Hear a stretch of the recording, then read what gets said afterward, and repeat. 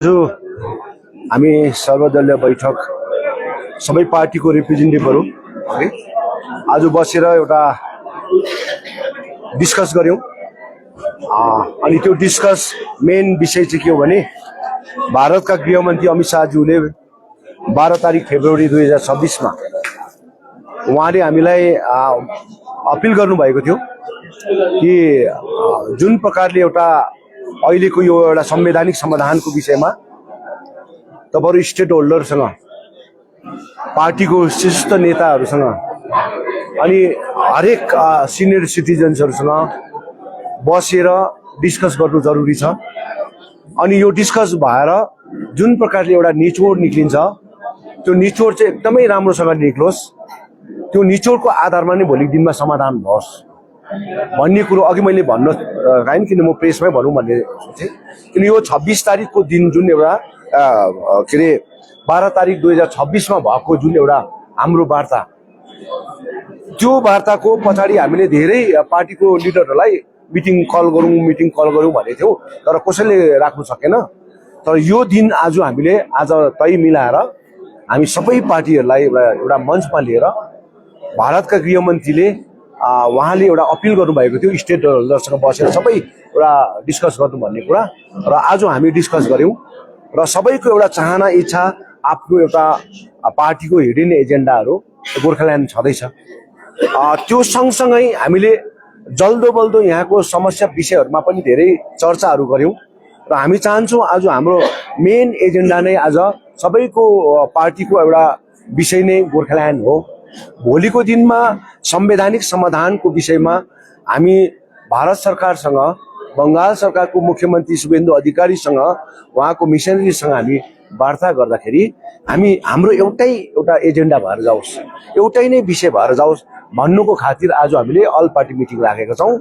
अनि हाम्रो यहाँ विशेष गरी चाहिँ हाम्रो सिनियर हाम्रो एसएम भाइज्यू हुनुहुन्छ, उहाँ हाम्रो जो 11 जात गोष्ठीका प्रतिनिधि हुनुहुन्छ, धेरै संघर्ष गरेर आउनु भएको हो र उहाँहरूलाई पनि लिएर हामीलाई होम मिनिस्टरको नि एउटा अपिल थियो, उहाँहरूलाई बारम्बार एउटा लिएर काम गर्नुहोस् भन्ने कुराहरू थियो र उहाँहरूलाई पनि लिएर आज हामीले हिँडिरहेको छौं। हामी चाहन्छौँ आज जति पनि पार्टी हामी रिप्रेजेन्ट छौं र अब हामीले एउटा ड्राफ्ट कमिटी अघि बनाएर अगाडि बढ्ने र हामी छिटोभन्दा छिटो यो 6-7 दिन भित्रमा नै हामीले एउटा हामी फेरि पनि एउटा बस गर्छौं। मेन हाम्रो एउटा पार्टीको एउटा लिडर्सहरू बसेर अनि हाम्रो संस्थाहरूको जो पनि छ उहाँहरूको लिडर बसेर कि अब चाहिँ हामीले कुन एउटा एजेन्डा कुन विषयमा हामीले एउटा ड्राफ्ट बनाउनु पर्ने भन्ने कुरोमा आफ्नो पार्टीको आफ्नो एउटा ड्राफ्ट बनाउने व्यक्तित्व छँदै छ, त्यसलाई पनि हामीले कप गरेर हामीले राम्रोसँगले एउटा लिगल हेडलाई एउटा हामीले त्यसमा अन्तर्भुक्त गराएर हामीले काम गर्नेछौँ। यसको लागि आज हामी एकदमै खुसी छौँ। आज हाम्रो अल पार्टी जति पनि हाम्रो पार्टीका सबै प्रतिनिधिहरू आएर यो मिटिङलाई एउटा शोभा बढाइदिनु भयो। अनि यो मिटिङको आजको जुन एउटा ब्रोडकास्ट, आजको जुन एउटा भिजुअलहरू भारत सरकारलाई, बंगाल सरकारलाई पुगिसकेको छ। अनि यो मेसेज हामीले दिनु जरुरी थियो। अनि आउने दिनहरूमा हामीले हाम्रो 5 जना एमएलएहरूलाई पनि हामी रिक्वेस्ट गर्छौं, एनपीलाई पनि रिक्वेस्ट गर्छौं, अनि हाम्रो राज्यसभाका एनपीलाई पनि रिक्वेस्ट गर्छौं। अब नेक्स्ट हाम्रो एउटा जो अन्तिम हाम्रो एउटा डिस्कसन हुन्छ, त्यो डिस्कसनमा यी 5 जना एमएलएहरू अनि एनपीजहरू पनि बसिदिएर जाओस्, ताकि भोलिको दिनमा हाम्रो भविष्य तय गर्नलाई हामीले उहाँहरूलाई पनि एउटा यो भित्र हालेर भोलिको दिनमा एउटा डिस्कस राम्रोसँगले गरेर भारत सरकारको माध्यमबाट हाम्रो समस्याको समाधान गर्न सकौं भन्ने आज हामीले एउटा मेन विषय नै रहेको छ। त्यसले गर्दा हाम्रो गठबन्धनको पनि एउटा विषय छ, किनभने गठबन्धनले अघिको दिनमा हामीले धेरै डिस्कसन गरेका छौं र हामी 2-4 दिन भित्रमा नै गठबन्धन पनि हामी बसेर देन आफ्टर हामी फेरि अल जति पनि आज बसेकाहरू छन् त्यहाँसँग बसेर डिस्कस गर्छौं। यो आजको सर्वदलीय बैठक थियो है, तर यसमा मूल एउटा पार्टी है भारतीय जनता पार्टी प्रतिनिधि देखिए हैन। मैले अघि भनिहालेँ नि, उहाँहरू दिने पार्टी हो, हामी माग्ने पार्टी हो। अनि दिने पार्टी त आज कसरी आउँछ? हामी माग्ने पार्टी हो, हामी त बस्नु पर्यो नि त। हाम्रो एजेन्डाहरू, हाम्रो हरेक कुरोहरू हामी उहाँहरूलाई प्लेस गर्छौं भोलिको दिनमा। र उहाँ दिनेहरू त अब उहाँले त यहाँ आएर कतिवटा कुराहरू त उहाँले राख्नु सक्दैन नि। अनि राख्नु सक्दैन भने आउने के हो? गुरुजी तपाईँले भनिसक्नुभयो कि 11 जात गोष्ठीलाई गृहमन्त्रीले प्याकेजमा दिन्छु भनिसकेपछि आजको सर्वदलीय बैठक 1.8 गोर्खाल्यान्डमा हुनुपर्ने, तर तपाईँले आफ्नो प्रश्नमा मैले त भने हेर्नुहोस्, मैले सबभन्दा पहिला नै म उहाँसँग वार्ता गर्दाखेरि उहाँ 11 जात गोष्ठीकै राखेको हो, त्यो समस्या थियो। तर त्यो चाहिँ प्याकेजमा दिन्छु भनेर भनिसकेको छ। उहाँले प्याकेजमा दिन्छु भने त मैले नदेऊ भन्नु, म नानी हो, मैले नानीको बेहोरा देखाउनु भएन। अनि त्यो आधारमा नै आज 11 जात गोष्ठीले काम गर्नु हुँदैछ, बुझ्यो न। हाम्रो एजेन्डा भाइ, सबै पार्टीको एजेन्डा 1 पोइन्ट एजेन्डा गोर्खाल्यान्डै हो। आज मिटिङमा के रिजोल्युसन लिनुभयो? मिटिङ गर्नुभयो है, यो त अब म्याक्सिमम तपाईँको रिप्रेजेन्टेटिभहरू हुनुको सबै पार्टीको जेएनजी पनि 11 कम्युनिटी पनि डुवर्सबाट पनि आउने दिनमा के कोर कमिटी बनिनेछ? हेर्नुहोस्, हामी सर्वदलीय बसेर हाम्रो आफ्नै एउटा गठबन्धनको विषय छ, गठबन्धनसँग हामी डिस्कस गर्छौँ, सर्वदलीय बस्छौँ, अनि हामीले सबै युनाइटेड भएर जानुपर्छ भनेको छौँ नि। विमल गुरुङ एक्लै कुद्नु भएन नि, मोहन घिसिङ एक्लै कुद्नु भएन, हामी सबै एक भएर अगाडि बढ्यौँ। आज जुन चाहिँ रिजोल्युसन दिनुभयो तपाईँहरूले, के रिजोल्युसन दिनुभयो र त्यो सरकार समक्ष पठाउनुहुन्छ कि? मेन कुरो आज हामी हाम्रो ड्राफ्टिङ कमिटी रेडी गरेका छौँ। हामी ड्राफ्ट एकदमै सोचेर सम्झेर हामी बनाउँछौँ एकदम राम्रोसँगले अघि, अनि हामी 2-3 दिनभित्रमा हाम्रो गठबन्धनको मिटिङ हुन्छ। देन आफ्टर हामी 4-5 दिनभित्रमा हामी आजको जति पनि हाम्रो यहाँ अल पार्टी मिटिङ हो, उसको मेन हाम्रो प्रतिनिधिहरू बसेर डिस्कस गर्छौँ। त्यहाँबाट बादमा हाम्रो भारत सरकारलाई पठाउनु पर्ने यो काम गरेको हुन्छ।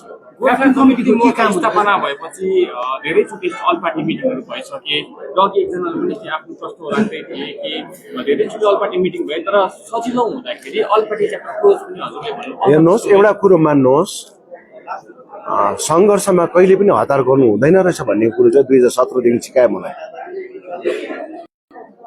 सङ्घर्षलाई एउटा मिठो प्रकारले प्रस्तुत गर्नुपर्छ भन्ने कुरा। अनि अहिले यो चिजलाई हामीले सिकेर पहाड तराई डुवर्सको भविष्य तय गर्नु छ, हामीले हतार गर्नु भएन। आजको मिटिङ अनुसार सबैको माग छ र राष्ट्र अन्तिममा आफ्नो सुझाव अनुसार अबको ड्राफ्टिङमा 1 नम्बरमा गोर्खाल्यान्ड हुन्छ कि 11 जात गोष्ठी? हेर्नुहोस्, गोर्खाल्यान्ड त हाम्रो त मेन भनिहाल्यो नि, सबैको एजेन्डा नै त्यही हो नि। भोलिको दिनमा हाम्रो अल पार्टी जतिजना रिप्रेजेन्टेटिभ गएको हुन्छ त्यो त डिस्कसन हुन्छ नि भोलिको दिनमा। भारतका गृहमन्त्री उहाँको मिसनरीहरूसँग त डिस्कस हुन्छ नि। अहिले मैले कसरी तय गर्नु सक्छु? थ्याङ्क यू, नमस्कार।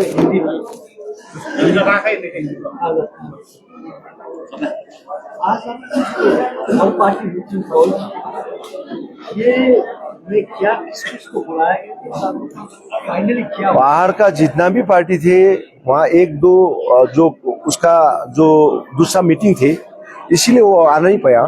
तो और जितना भी पार्टी है वो आ गया, तो आके अभी Bharatiya Gorkha Prajatantrik party, JLF, CPRM, Gorkhaland activities, Gorkha Janmukti, सब तो अभी यहाँ पर है।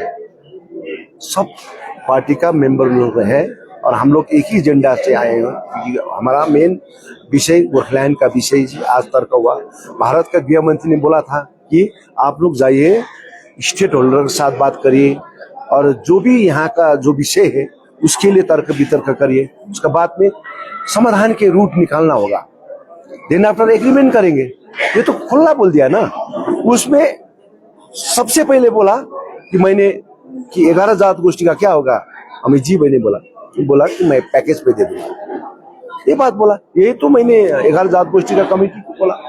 तो इस हिसाब से अभी काम हो रहा है। अभी ड्राफ्ट कमेटी बनेगा और हमारा सभी पार्टी का, हमारा गठबंधन भी है, हमारा जो अलायंस है उसका साथ बैठकर 2-4 दिन में हम लोग बैठकर डिस्कशन करेंगे और समाधान निकालेंगे। आप लोग गोरखालैंड के लिए काम करेंगे, अभी गोरखालैंड के मूवमेंट के लिए आप काम करेंगे? ड्राफ्ट कमेटी और ये जितना भी हम लोग को एजेंडा बना रहा हूँ, किस लिए, उसी हिसाब से बात होगा, डिस्कशन होगा, उस मुताबिक वहाँ आगे जाके काम करेंगे।